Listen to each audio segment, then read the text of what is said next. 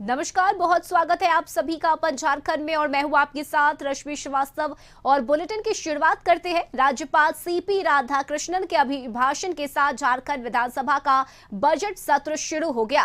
राज्यपाल ने सरकार की उपलब्धियों का बखान किया। राज्यपाल के अभिभाषण के बाद मुख्यमंत्री हेमंत सोरेन सहित कई सदस्यों ने शोक प्रस्ताव पढ़ा और दिवंगत नेताओं को श्रद्धांजलि दी।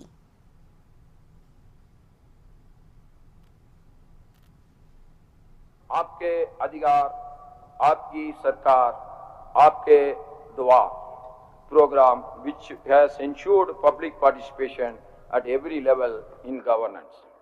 Under this program, camps and mega camps were organized in remote villages and headquarters of various districts of the state, and the public was sensitized about their rights as well as government schemes.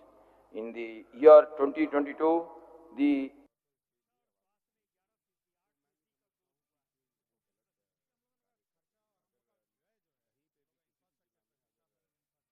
policy of zero tolerance on corruption. A total of 70 cases related to corruption have been registered so far in the last 1 year, and 54 of them have been successfully investigated.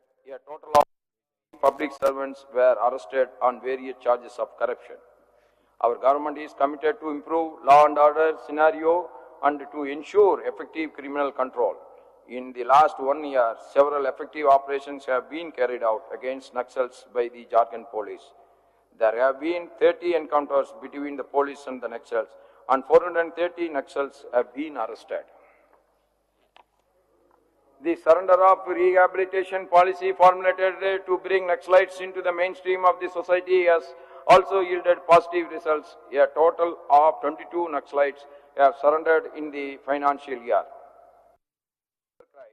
On this helpline, a total of 6,789 calls have Jharkhand विधानसभा का budget सत्र आज राज्यपाल के अभिभाषण के साथ शुरू हुआ और इस दौरान सीएम हेमंत सोरेन सहित सदस्यों ने शोक प्रस्ताव पढ़ा।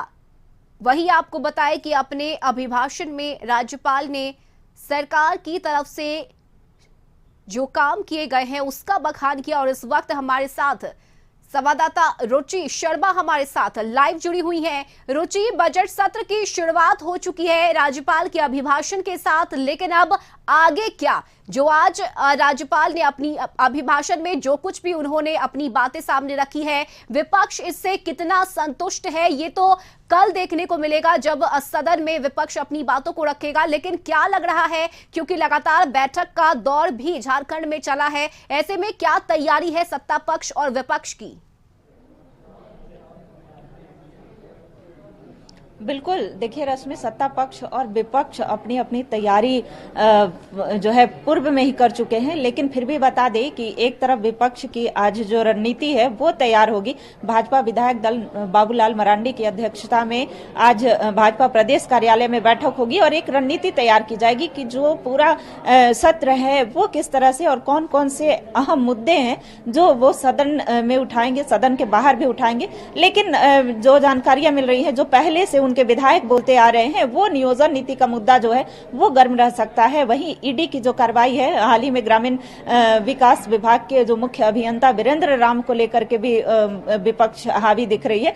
तो वहीं कहे तो सत्ता पक्ष के जो विधायक है या मंत्री हैं वो पहले ही कल देर शाम ही बैठक हुई थी और उसमें एक रणनीति तैयार कर ली गई थी कि किस तरीके से विपक्ष को मुंहतोड़ जवाब देना है। और हर एक जो सवाल है, विपक्ष जो है कई मुद्दों पर सरकार को घेरेगी, तो ये भी अपनी जो कार्य हैं, जो विकास के कार्य सरकार के द्वारा किए गए हैं, वो सफलताओं को गिनाने से पीछे नहीं हटेंगे। कई ऐसे कार्य हैं, जैसे कर्ज माफी की बात करें या फिर नियोजन नीति, पिछली बार जो पिछली सत्र में जो नियोजन नीति लाई गई थी वो हाईकोर्ट में जाकर के रद्द हुआ था। तो इसके लिए जिम्मेवार ठहराया जा रहा है कि कहीं ना कहीं भाजपा एनडीए के तरफ से ही जो लोग हैं उन्हीं की देन है कि आज वो नियोजन नीति रद्द हुई है और जो युवाओं को आज कई नियुक्ति प्रक्रिया जो है वो लंबित हैं, युवा बेरोजगार हैं, तो ये भाजपा की देन है। वहीं भाजपा जो है वो सत्ता पक्ष, तो आरोप प्रत्यारोप का जो दौर है वो जारी रहेगा। लेकिन आपको बता दें कि आज सदन में प्रवेश करने से पहले चाहे वो मंत्री हो या फिर विधायक हो, उन्होंने कहा कि सदन का लाभ ज्यादा से ज्यादा जनता को मिले, एक समन्वय बना करके पक्ष और विपक्ष दोनों चले, ताकि ये जो राज्य का सबसे बड़ा पंचायत का लाभ जो है वो जनता को मिल पाए, इसके लिए दोनों को प्रयास करना है। लेकिन बता दें कि कांग्रेस के जो निलंबित विधायक हैं इरफान अंसारी, वो अपने बड़बोलेपन के लिए जाने जाते हैं और उन्होंने कहा कि अगर विपक्ष के विधायक हंगामा करेंगे तो उन्हें उठाकर बाहर फेंक दिया जाएगा। तो इस तरह की बयानबाजी जो है वो आज देखने को मिली।